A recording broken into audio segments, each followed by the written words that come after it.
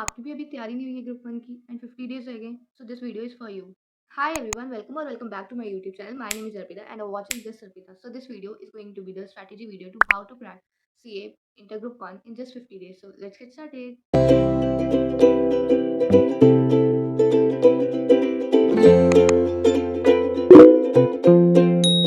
As you all know that your exams are starting from the 3rd May and you have roughly 50 to 55 days and I am taking it as 50 days. So we will first divide these 50 days into 3 into 2 ratio, like 30 days for the conceptual clarity and the 20 days for RTPs, MTPs or the second division, right? To pass you have to do rigorous study with intense focus. Like आपको अब 12 to 14 hours तो पढ़ाई करनी पड़ेगी, ठीक है? Now let's take upon the full planner. Like मैंने इसमें revision planner as well as mocks का भी सब कुछ डाला है. So we have three subjects: accounts, law, and tax. First, we will talk about accounts. First, we will be discussing कि आपको मॉर्निंग स्लॉट में पढ़ना चाहिए या फिर इवनिंग स्लॉट में. तो मेरी सजेशन है कि आपको मॉर्निंग स्लॉट रखना चाहिए. लाइक आप टैक्स सबसे पहले सुबह सुबह 3 to 4 hours हो, ताकि आपको सुबह सुबह माइंड फ्रेश होता है and you can easily grab the provisions and study it thoroughly. Then afternoon slot में you have to do law, क्योंकि लॉ में आपको कुछ राइटिंग प्रैक्टिस करनी है तो आराम से होगा. And last accounts is night slot is the best for accounts. Like आपको आराम से नींद भी नहीं आएगी एंड आप क्वेश्चंस भी अच्छे से सॉल्व करते हुए चलोगे. फर्स्ट जो सबसे बड़ा चैप्टर है, like amalgamation as well as consolidation, तो आपको उसमें से एक चूज करना पड़ेगा. अब आपके पास लिमिटेड टाइम है तो आप उसमें से एक चूज करो जो आपको अच्छे से समझ आता है, या फिर आप जब भी आपने क्लासेस ली थी तो आपको कौन सा सही समझ में आया था, कौन सा सही लगा था. ठीक है, तो आपको फर्स्ट 5 डेज अमेलगमेशन या फिर कंसोलिडेटेड फाइनेंशियल स्टेटमेंट के अच्छे से क्वेश्चंस लगाने हैं, अच्छे से कंसेप्चुअल क्लैरिटी लेनी है. नेक्स्ट 7 डेज होंगे वो आपको प्रैक्टिकल अकाउंटिंग स्टैंडर्ड्स के लेने हैं. Like first accounting standard is AS number 13 accounting for investment. Then AS number 2 accounting for inventories. AS number 7 construction contracts. AS number 11 effects of changes in finance foreign exchange rate. AS number 20 EPS. AS number 10 PP. AS number 22 deferred tax asset. AS number 28 impairment of asset. And AS number 26 intangible asset. So ये कुछ as है जो बहुत ज़्यादा छोटे हैं, ठीक है, और but very scoring. Like her attempt में इसमें से एक या दो, फिर दो क्वेश्चंस आते ही आते हैं इन सब एएस में से. तो आप अगर एक दिन में भी 2 एएस करके हुए चलोगे तो भी आपको आराम से प्लानर भी फॉलो होगा एंड आपको समझ भी आएगा, ठीक है. देन आते हैं अपनी नेक्स्ट 3 डेज. उसमें आपको करना होगा cash flow plus financial statement. आपने ये दोनों चैप्टर पहले पढ़े हुए हैं एंड आपको अब सिर्फ इसकी थोड़ी बहुत प्रैक्टिस चाहिए, क्योंकि फाइनेंशियल स्टेटमेंट या फिर कैश फ्लो कभी कभार आता है, वो भी चॉइस में आता है.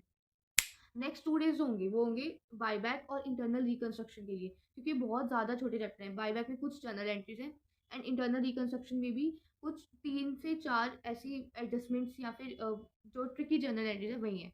बाकी इंटरनल रिकंस्ट्रक्शन बहुत ज़्यादा ईजी चैप्टर है. लास्ट जो भी आपके पास कुछ डेज बचेंगे 20 डेज में से, तो आपको उसमें से जो भी आपका बचा होगा, लाइक बैकलॉग होगा, वो आपको पढ़ना होगा. लाइक थ्योरी जो भी एएस है वो एक बार रीड कर लो, ठीक है. या फिर एएस नंबर, उसके साथ AS number 15 employee benefits and AS number 19 जो लीसीज है वो अच्छे से करना है, क्योंकि एएस नंबर 15 में एटलीस्ट 2 to 3 मार्क्स का, अगर 5 मार्क्स का भी क्वेश्चन है तो आप 2 to 3 मार्क्स उसमें स्कोर करते हुए चलो. इतना 30 to 40% सिलेबस एएस नंबर 15 का करो. और एएस नंबर 19 लीसीज का आप अच्छे से एक रिविजन वीडियो देखो, ठीक है. और अगर आपने अभी तक मेरी एग्जाम्पशन वाली वीडियो नहीं देखी है जो मैंने एडवांस अकाउंट्स के लिए बनाई है, तो मैं यहाँ पे पिन कर दूंगी. तो आप उसमें से एक बार पूरी वीडियो देखो. उसमें मैंने पूरा स्ट्रैटेजी बताई है कि एग्जाम्पशन कैसे लानी है, क्योंकि यही एक पेपर है ग्रुप 1 में जो अब हमें एग्जाम्पशन ला सकता है और एग्रीगेट पे भी पार करा सकते हैं, ठीक है. अब आते हैं नेक्स्ट 20 डेज. अब 20 डेज निकल चुके हैं, 20 डेज फिर आ गए हैं. तो फर्स्ट 7 डेज में आपको लेंथी चैप्टर्स करने हैं, जैसे वही बाईबैक हो गया, कैश फ्लो हो गया, जो एस से अलावा, ठीक है.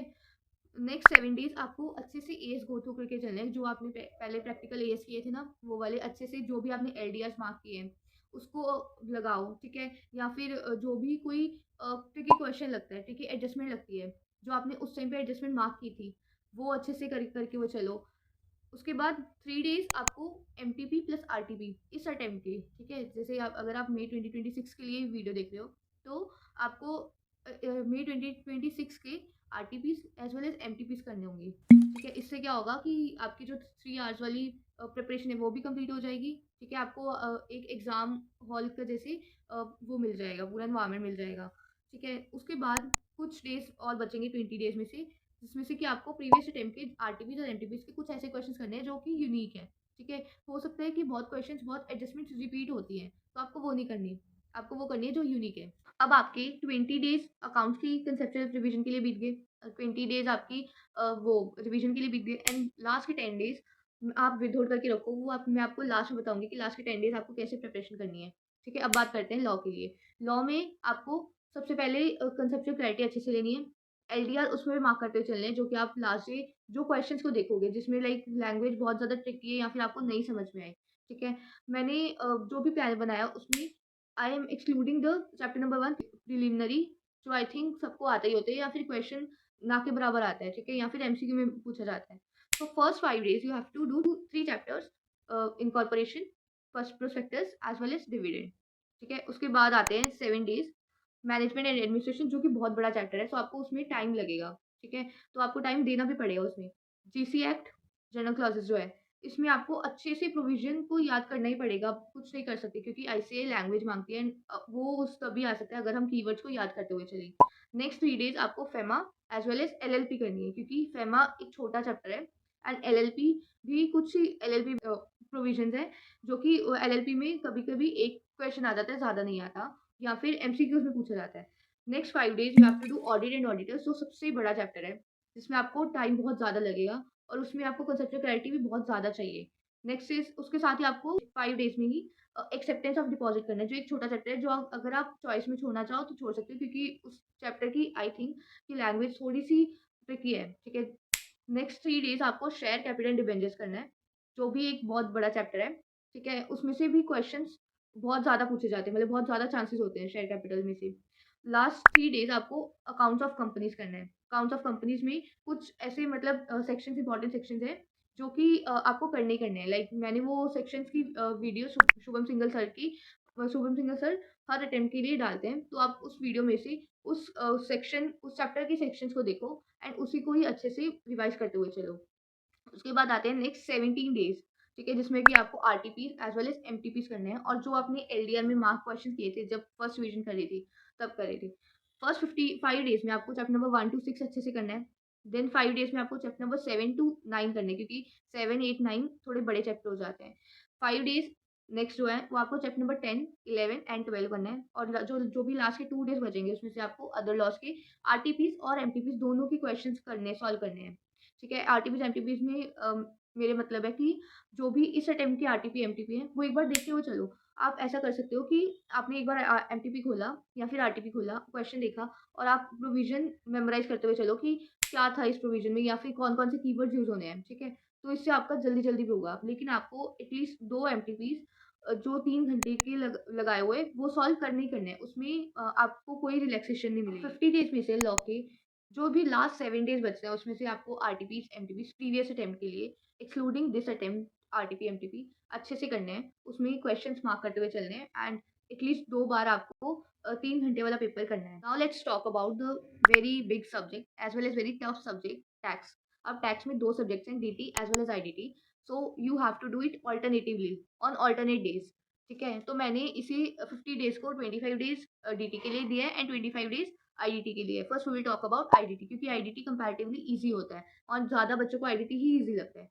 सो फर्स्ट आपको 15 डेज़ अच्छे से सिलेबस कंप्लीट करने हैं, ठीक है? सारे प्रोविज़न, सारे क्वेश्चंस प्रैक्टिस करके देखने हैं, क्योंकि जीएससी में भी जो राइटिंग प्रैक्टिस मैटर करती है, क्योंकि जीएससी में भी ऐसे लैंग्वेज माँगता है, कीवर्ड्स माँगता है, ठीक है? डेली एटलीस्ट आपको 2 क्वेश्चंस राइटिंग प्रैक्टिस में चाहिए, जो कि वो जो आईटीसी वाले क्वेश्चंस होते हैं, जो बड़े वाले क्वेश्चंस हैं, ठीक है? वो करते हुए चलना है। नेक्स्ट जो 3 टू 4 डेज़ जो बचे हैं, आपको उसमें छोटे-छोटे जीएसटी के चैप्टर्स जैसे कि registration, e-way bill, accounts records, returns, जो जिसमें कि क्वेश्चन हर बार पूछा जाता है एंड बहुत स्कोरिंग होते हैं ये चैप्टर्स। एक बार आपको रीड करने की नीड होती है, ठीक है? उसके बाद जो नेक्स्ट 5 डेज़ होंगे, उसमें आपको जो भी प्रैक्टिकल जीएसटी के चैप्टर्स हैं, वो करने हैं, जैसे कि supply, time of supply, value, charge, ठीक है? ये कुछ टाइम टेकिंग चैप्टर्स हैं, जो अभी मैं आपको बताने वाली हूँ, जिसमें आपको ज़्यादा टाइम ही लगेगा, ठीक है? जैसे एग्ज़ेम्पशन हो गया, एग्ज़ेम्पशन में बहुत ज़्यादा क्रैमिंग है, तो आपको उसके हिसाब से ही सब कुछ करना पड़ेगा।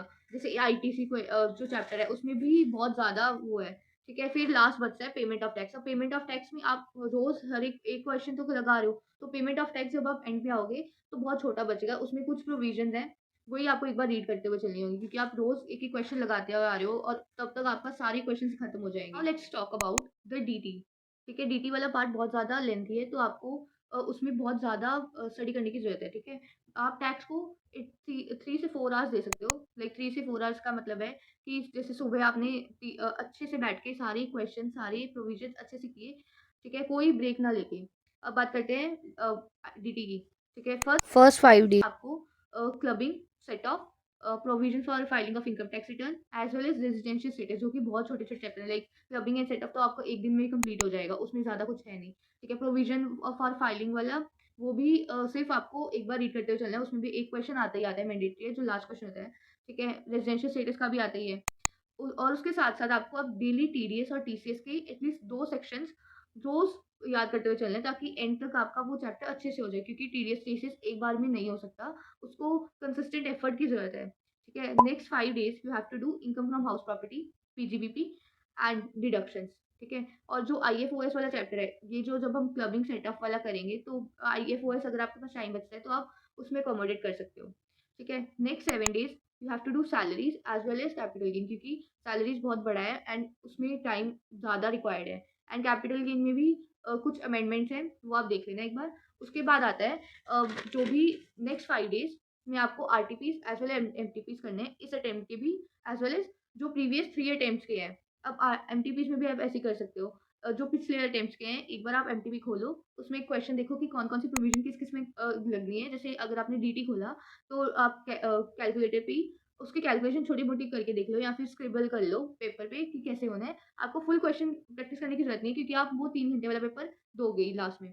अब बचते हैं लास्ट के 10 डेज़, ठीक है? जो अकाउंट्स के लिए बचे थे और इसके लिए भी। आप अब आपको करना है 1:1 रेशियो, लाइक रोज़ 3 डेज़ आपको अकाउंट्स पढ़ने हैं, 3 डेज़ आपको लॉ पढ़ना है, 3 डेज़ टैक्स पढ़ना है, ठीक है? 3 डेज़ का मतलब फुल सिलेबस उसमें ही करना है, ताकि आपको वो 3 डेज़ वाली भी आदत खत्म हो जाए, ताकि जो 1.5 डेज़ में जब आप लॉ और टैक्स पढ़ोगे तो आपको इतनी ज़्यादा डिफ़िकल्टी नहीं आएगी। The last thing that I want to say is, अगर आप अच्छे से कंसिस्टेंट एफर्ट से, मेहनत से अगर आप इस प्लान को फॉलो करोगे तो आप आराम से ग्रुप 1 इन 50 डेज़ आराम से क्रैक कर जाओगे। I hope you like the content. Make sure hit the like button, subscribe the channel and press the bell icon so that जो भी नई वीडियो है वो आप तक पहुंचे।